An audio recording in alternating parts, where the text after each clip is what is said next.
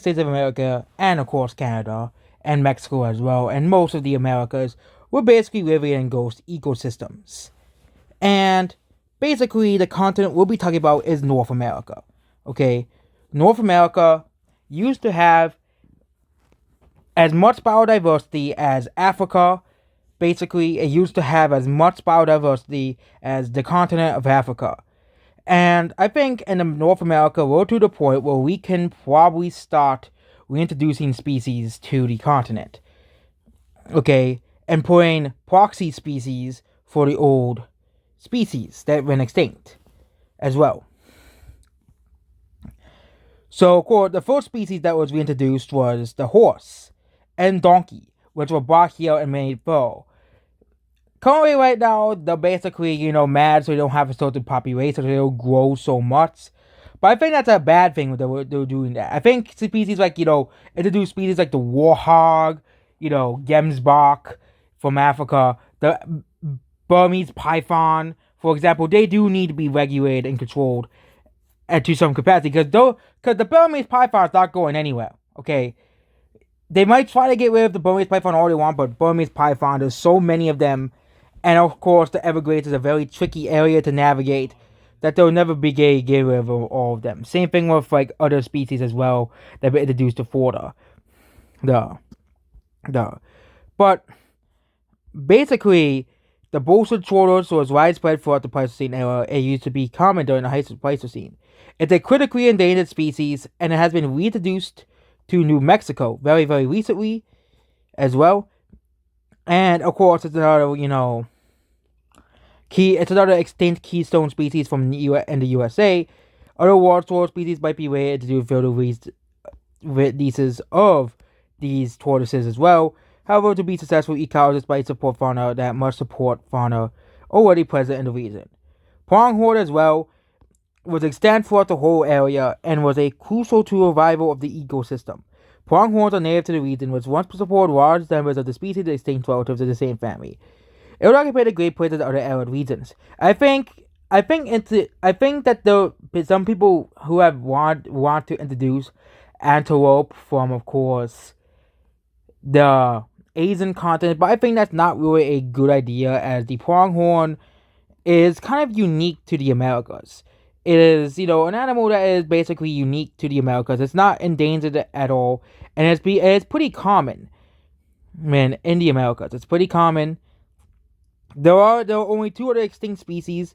I think you could use, but I think eventually the pronghorn will re-diversify into other species because of conservation, because humans will keep the species alive, and basically, since the species has basically recovered in its population, I think the pronghorn will probably eventually diversify again, like it did in the past. It's only gonna be a matter of time. So basically, and of course, reintroducing pronghorns to areas that were already, they weren't there, and introduce, pronghorns to, of course, extinct pronghorn species used to roam, basically, because these animals are already native here. They're already here. They're also related to giraffes as well. So they are I think a necessity to bringing back the old ecosystem. Next is the bison, of course. The number of the millions. I don't think we're gonna get the same numbers as they used to be because, of course, we're gonna have pronghorns. We're gonna have elk, white-tailed deer, moose. Of course, the animals are already here, but of course, we're gonna have horses, which will, of course, decrease the bison density numbers because there'll be other animals grazing as well. There'll be other animals there too. There'll be bison, plains and bush bison, and plains and wood bison are still increasing in population. They are still being reintroduced and rewilded throughout the United States, and I think they're going to continue to be rewilded. There's, of course, the American Prairie Preserve. There's, of course, all the bison on private lands as well. And, of course, once the farmland is useless, they can basically let the bison free roam and still, of course, call them if they need them. Because calling is, a humane thing. Because, of course, they still sell bison. Of course, you can still call the animals. There's still a lot of places. For example, Kent, I think that's the place, Kent, which is a place in England called. There's no natural predators, so humans must call the animals. I think they're already doing this in Yellowstone as well. they're calling the animals basically. Some people have outcried about it, but there's a lot of bison in Yellowstone. It's like 5,000 or 6,000. They're calling them, they're taking them to Indian reserves so they can be used. So basically, the plains bison and wood bison, I think, are going to continue to increase in population as there's going to be demand for more rewilding of the plains and wood bison. And the wood bison, of course, be important. It's funny outside while I'm making this video, but wood bison's native to Alaska. It'll be a very, very good species to reintroduce to, of course, Siberia as well, because, of course, there have been bison in Siberia, but they went extinct at the end of the last ice age. So making them into, of course, not the European area, basically Northern Europe. Make so they don't really compete much with the Ridson as well. Ridson, basically in the areas like in Siberia where the Ridson cannot really survive that well compared to the wood bison. Big horse and mountain goats are always present in the area as well. Well, and basically, this is not pose a problem in regarding more mountainous area. Mountain goats have always been reintroduced to areas formerly occupied by its other species and being hood teams as well. There are a couple of sheep species in America. I think there's 3 or 4. There's doll sheep, which are found in Alaska, and there's big horned sheep and mountain goats found in the southern part of America. And of course, elk, red-tailed, and mule deer will be in, of course, the forested regions of the area. Of course, I don't think introducing any other species there would be a good idea, but there of course a lot of alpine ungulates that could of course be introduced, but they'll just be competing with the bighorn sheep and the mountain goats as well. Of course, herbivorous species are considered beneficial, and of course the card personally a species of pig like ungulate who is abundant in the Pleistocene, a food species that, along with the plastic vote along those sources, is extinct in many regions in North America. They will also still survive in the other areas. Pursuits can still be found in, of course, the Arizona, New Mexico, and Texas, and if pursuits cannot survive in the Great Plains area, of course we can use pigs, because they're pig legs. Pigs can serve wild boars are already present in North America. Yeah, wild boar already present, along with warhogs in South Texas. Basically, if they really can't put pursuits and, the Great Plains, and Montana, I think they could just use pigs as a wild boar as an alternative. But the problem with because wild boar does continue to spread anyways. That's another animal. They're never gonna try to get rid of that animal because, of course, there are people who bought them from Europe and they keep them in farms, and they're gonna continue being released by selfish people. But basically, pursuits cannot be in the great, like for example in Montana, because it's too cold for them. I think they can be, of course, reintroduced in places like Kansas, Nebraska, and Oklahoma. I think those are gonna be area, and of course in the South as well. Horses, of course, we already talked about the horses at the beginning of the video as well. I think there used to be 16 species of horse. I think various breeds of horse and Parazaki's horses, which are adapted to, of course, the United States, could be a substitute for, of course, many parts of North America. And, of course, using feral horses, many different horse breeds, and let the horses diversify, of course, over time, and bring balance to the ecosystem. Wild asses and wild horses, and of course Parazaki's horses, which, if you do not know what Parazaki's horse is, basically this wild horse, basically we found in Mongolia. It's also found, this is an outdated range because it's also found in the Chernobyl area. They're found basically in Mongolia. They're found in Ukraine. They're found in Belarus. There are species that's gonna be used more for rewilding in the future, and I think the population is gonna continue increasing as people want to rewild them, of course, over time, and they're basically the last wild horses in the world. So basically, Parazaki's wild horse will probably continue to be released into the wild.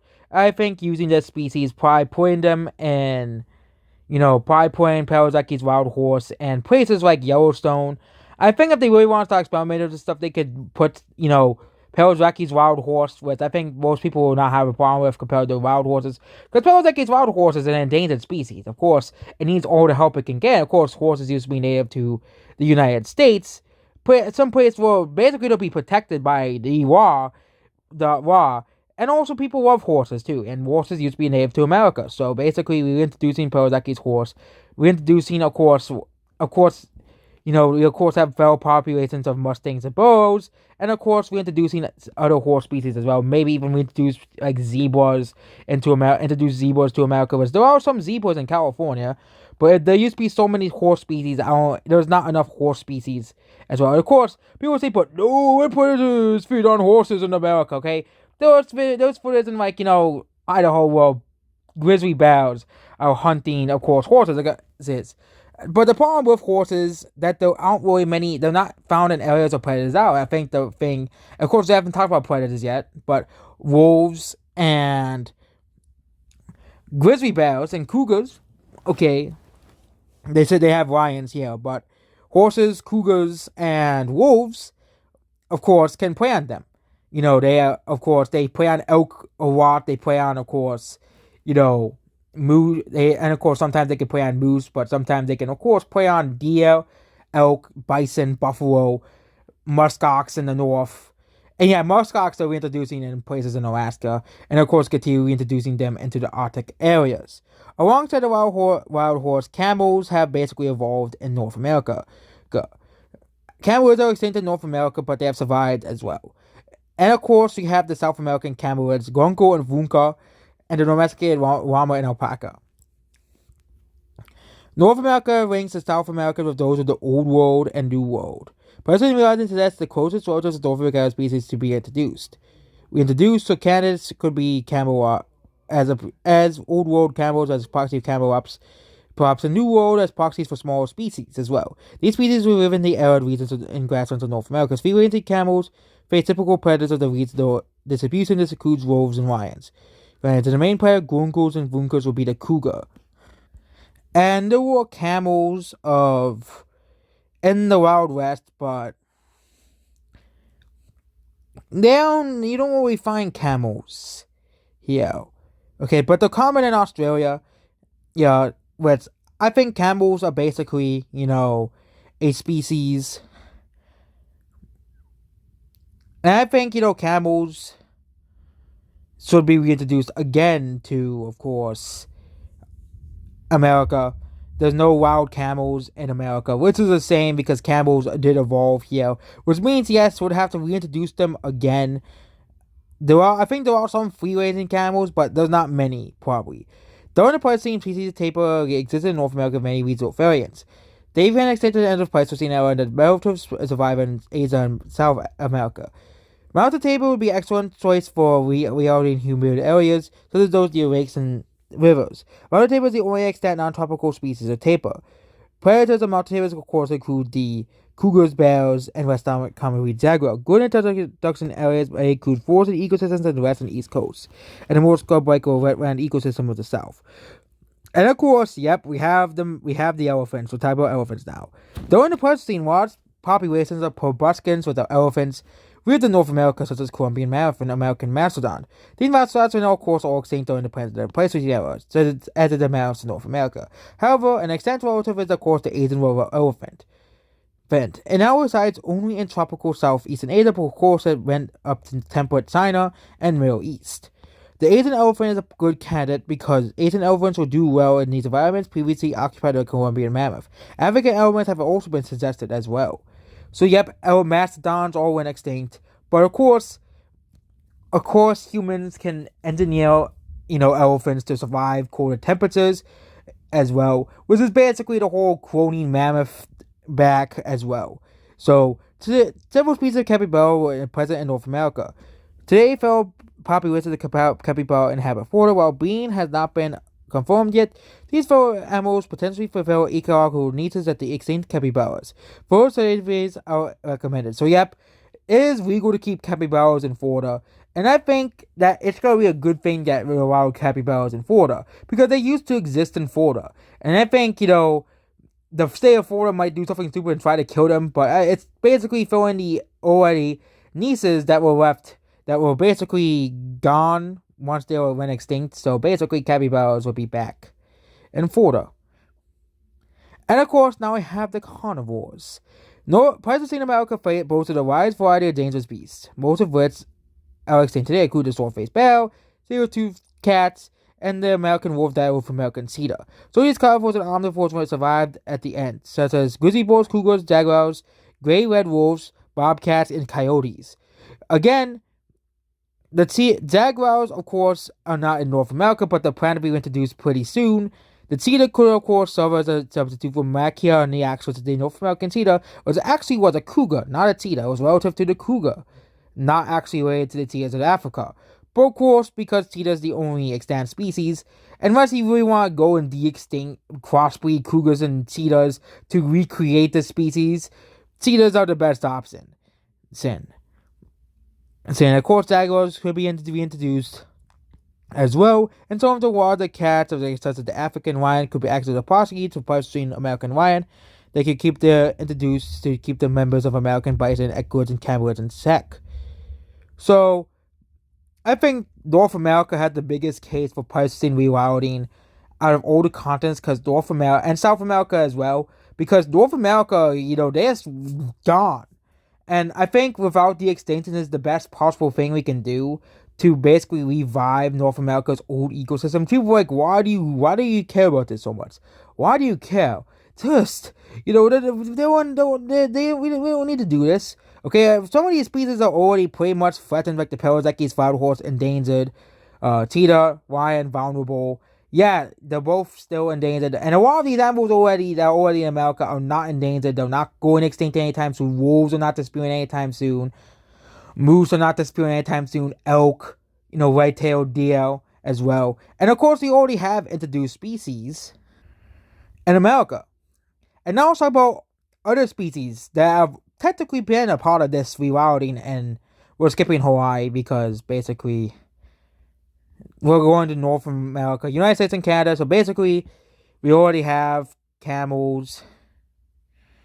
Well, we have Barbary sheep, which are from Africa.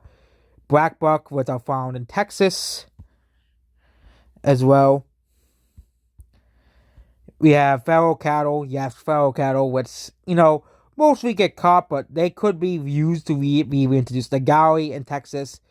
Bozo ibex in Europe. Hemmeron, tar, feral sheep, gemsbok, wild whore, warhog, Central American elk in Florida, moose, red deer, sacred deer, feral deer, sambar deer, coyote, reintroduced to other parts of the country, as well, and of course all these other animals as well. But yeah, all these other animals are introduced, and of course they could of course act as proxies for the many extinct species already in North America. For example, there used to be several species of pursuits in America. Of course, wild boars and warhogs could of course fill the same niches as them, despite being considered invasive species and being a problem to humans. But of course, wild boar in America still fill a niche from other pursuits that used to exist because of not many megafauna in America already. So yep, that is it about this video. So did you like this video? Did you dislike it? If you do dislike it, I don't care. We won't see the dislikes anyways.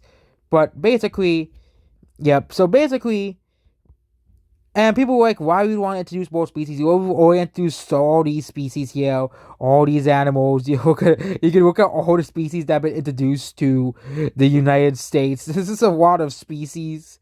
Basically, for example, a lot of these animals are not really supposed to be here. Most of these lizards are found in Florida, but some of these are like endangered species that are endangered somewhere else, but they're not endangered here. So basically, these animals will basically serve as backup populations if, of course, they go extinct as well. And a lot of these are also reintroductions, like, for example, Canada goose reintroduced in many areas lost in North America, squirrels being reintroduced in areas, that they were disappeared from, but they got reintroduced to. Other animals that used to not be here, in the areas or went extinct in that area will, of course, be reintroduced. And, of course, this also includes reintroduced species as well. And I think, if we disappear from the planet next day, I don't think, we just because, oh yeah, we're not supposed to, let's continue to survive here, for example. And of course, monkeys were never found in Florida. That's the weird thing. Monkeys were never got to North America. Again, I'm not to be able to explain why there's no monkeys. It's very, very, very interesting why there's no monkeys. And of course, we haven't even talked about de-extinction. There's of course a lot of species we can introduce back. We can of course de-extinct as well. We have de-extinction as well, which passions of pigeon is the first one. And the plan to release this back into the wild in 2040, of course. Of course, there's no news about it, but passenger pigeon is one of the species that we basically hunted to extinction.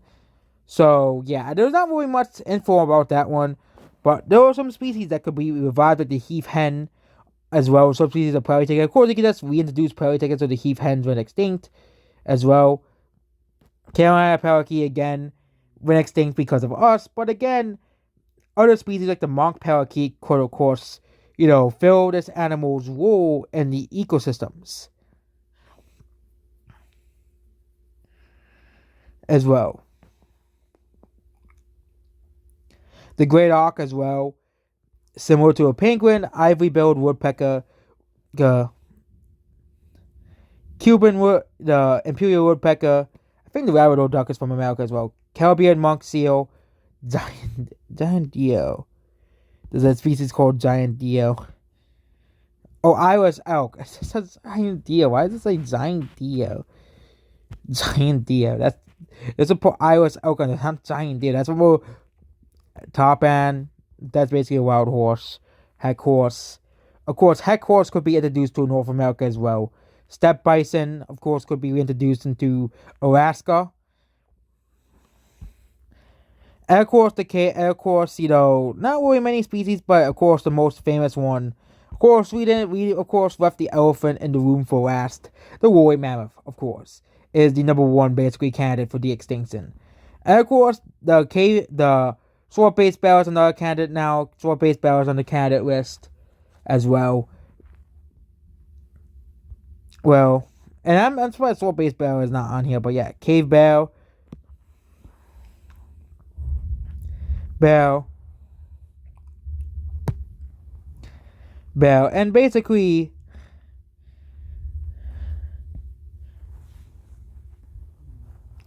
here, and also Suxie's blue, which is a extinct butterfly, that went extinct in the San Francisco area. So yep, that's basically about this video. I also talked about, of course, the de-extinction. I also talk about introduced species, because, of course, introduced species could fill ecological niches that are no longer in existence. Because, of course, we hunted so many animals to extinction during the end of the Pleistocene. Of course, climate change, the melting of the glaciers, the end of the ice age, basically, as well. And, of course, the species that have been introduced as well. They're going to continue populating, of course. And, of course, there's still going to be more experiments. Basically, and people were like, oh, but Pleistocene rewilding, you're just releasing lions into the wild. And I'm going to have to explain this basically all thoroughly. Okay? Pleistocene rewilding is basically putting animals in a controlled area first. Okay? Putting, animals into the area. Basically putting animals into the areas that they used to not be there. And basically, they used to be there. But, of course, humans can, of course, introduce new species that, of course, fill those ecological niches from the Pleistocene extinct megafauna. And, of course, but basically, they're going to say, but these animals are not supposed to be here. But they're putting them in, controlled areas. Basically, kind of like how they're reintroducing seals to India. Okay? Or they're trying to introduce Asian elephants to Denmark. Okay, they're gonna put them in controlled areas, see how they survive first, and basically put them in against the animals in the region, and basically monitor them. And of course, they can call them or basically send them to a sanctuary if, of course, the plan fails, because they're of course gonna introduce a couple animals at a time to see if it works or not. And there's also Europe, which I think is much more. It's also pretty bad with animals basically here.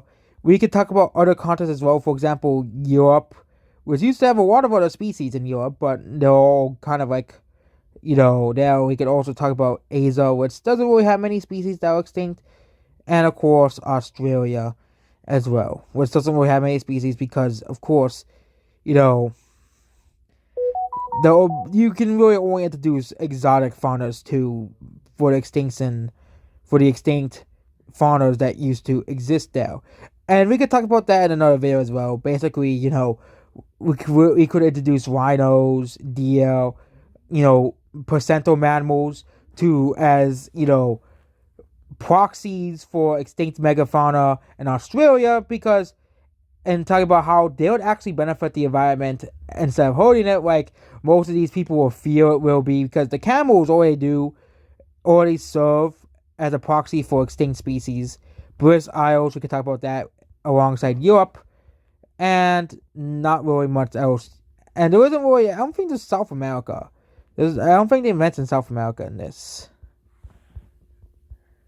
South America. But South America as well, we introduce kind of like reintroducing some species as well. Well, in South America, again, South America is the only continent not really mentioned as well.